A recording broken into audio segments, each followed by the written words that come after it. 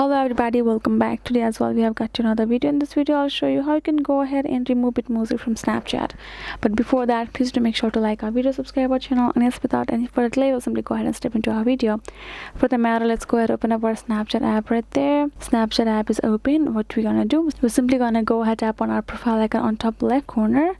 Now we're going to tap on this settings icon on top right corner of our mobile screen. Now we're going to scroll down until we find our option, which is a Bitmoji. Tap on this Bitmoji option, which is above notifications over here.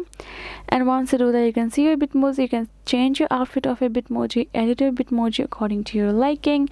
You can even choose a selfie for you to replace with your Bitmoji. And then you have unlink my Bitmoji option. If you simply want to remove it, there is an option called unlink. You don't have an option of a remove. Unlink is simply simply works for the removing as well. Simply tapping on this unlink my Bitmoji and unlinking your Bitmoji will do. You can do that. You can remove it like that. So yes guys, this is basically it. I hope this video was helpful to y'all. Thank you so much for watching our video till the end, and yes, I'll be seeing you guys on our next video.